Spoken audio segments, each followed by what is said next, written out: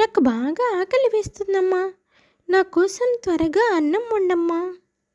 సరేనన్నా, నువ్వు ఒక్క 5 నిమిషాలు అలా హాల్లోకి వెళ్ళి టీవీ చూస్తూ ఉండు. నేను నీకోసం ఈలోపు వంట తయారు చేసి నిన్ను పిలుస్తాను అని సుగుణ చెప్తూ ఉండగా బయట నుంచి ఎవరో పిలుస్తున్న శబ్దం వస్తుంది. ఈ కాంతమ్మ పిన్నొక్కతి ఎప్పుడు పడితే అప్పుడే వస్తుంది. నాకేమో ఇప్పుడు ఆకలి వేస్తుంది. ఆ కాంతమ్మ పిన్ని అమ్మని ఒక్క పట్టాన వదలదు.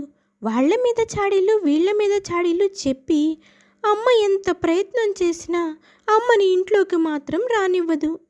నేను ఇంకెంతసేపు ఆకలితో ఉండాలో. ఏం సుగుణ, ఏం చేస్తున్నావు? పిల్లోడు స్కూల్కి వెళ్ళాడా? లేదు పిన్ని, ఈరోజు స్కూల్కి సెలవు రోజు. అబ్బాయి ఇంట్లోనే ఉన్నాడు. వాడి కోసం నేను ఇప్పుడు భోజనం తయారు చేయాలి పిన్ని.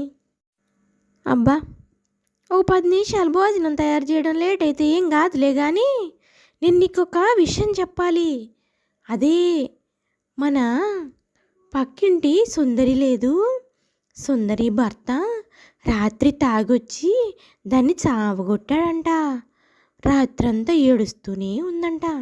ఉదయాన్నే ఏమీ ఎరగని నంగనాచిలాగా పౌడర్ రాసుకొని రెడీ అయ్యి డ్యూటీకి వెళ్ళిపోయింది. పాపం ఎవ్వరికి ఈ విషయం తెలియదు అనుకుంటుంది. కానీ రాత్రి విషయం అందరికీ తెలుసు. నీకు తెలుసా? నాకేమీ వినిపించలేదు పిన్ని, నేను కూడా ఇంట్లోనే ఉన్నాను కదా.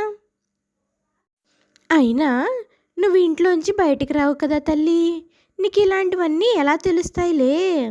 అదిగో ఆ పక్కింటి సుందరియే వస్తుంది. అది అడిగితే నేను నీకేం చెప్పానని చెప్పకు. అంతలో సుందరి వచ్చి, ఏంటి కాంతమ్మ పిన్ని, ఏదో చెప్తూ నేను వస్తున్నానని చూసి ఆపేసినట్టున్నావు. ఏంటి, ఇంట్లో పనులన్నీ అయినాయా? నేనేం చెప్తున్నానమ్మా, నేనేం చెప్పట్లేదు. నాకు కూరలోకి కొంచెం చింతపండు తక్కువైతే చింతపండు కోసం వచ్చానంతే. ఇంట్లో పనులేం కాలేదుగా. ఇంకా అన్నం కూరలు వండితే అబ్బాయికి క్యారేజ్ పెడితే అబ్బాయి ఆఫీస్కి వెళ్తాడు. కోడలు ఇంటి పని అంతా చూసుకుంటుంది. ఇంకా నాకేం పని ఉంటుంది చెప్పు. సరేనమ్మ సుగుణ, నేను వెళ్ళొస్తాను అని కాంతమ్మ పిన్ని అక్కడి నుంచి వెళ్తుంది. ఏంటి సుగుణ, కాంతమ్మ పిన్ని ఏంటో నా గురించే చెప్తున్నట్టుగా నాకు అనిపించింది. ఏం చెప్తుంది ఏంటి కాంతమ్మ పిన్ని? తను ఏదో చెప్తుందిలే కానీ ఏంటి ఉదయాన్నే నువ్వు ఇలా వచ్చావు? ఏం పని మీద వచ్చావు? ఏదైనా పని ఉందా నాతో? పనేమీ లేదులే. నీకు ఒక విషయం తెలుసా? కాంతమ్మ పిన్ని వాళ్ళ కొడుక్కి పెళ్లి చేసింది కదా. ఆ అబ్బాయి ఆ అమ్మాయిని అంతకు ముందే ప్రేమించాడంట. ఆ ప్రేమ విషయం బయట పెట్టకుండా మనందరి దృష్టిలో మా అబ్బాయి చాలా మంచివాడు, నేను చూపించిన అమ్మాయిని పెళ్లి చేసుకున్నాడు అని మనకి అబద్ధం చెప్పింది. వాళ్ళది ప్రేమ వివాహమే. కాంతమ్మ విన్ని దాన్ని పెద్దలు కుదిర్చిన వివాహంలాగా మార్చింది. అంతే. చూడు పిన్ని ఎంత తెలివైందో. ఈ విషయం నీకెప్పుడన్నా చెప్పిందా? పేరుకు పిన్ని అనుకుంటూ నువ్వే తిరుగుతావు కానీ ఆవిడ అవసరాలన్నీ నువ్వు తీరుస్తావు. కానీ ఇంత పెద్ద విషయాన్ని పిన్ని నీతో చెప్పాలి కదా. ఇప్పుడు చెప్పకపోతే నష్టమేముందిలే సుందరి. వాళ్ళిద్దరైతే బాగున్నారు కదా. సరే, నాకు ఇంట్లో పనుంది, నేను నీతో తర్వాత మాట్లాడుతాను. అలా సుందరి వెళ్ళిపోగానే సుగుణ చెల్లెలు సంధ్య వస్తుంది. ఏంటక్క, సుందరి ఏంటి నీతో ఏదో మాట్లాడుతుంది? తను మాటలు ఏం వినకక్క. తను ఇంట్లో చక్క పెట్టుకోవడం రావద్దు కానీ అందరి మీద చాడీలు చెప్తుంది.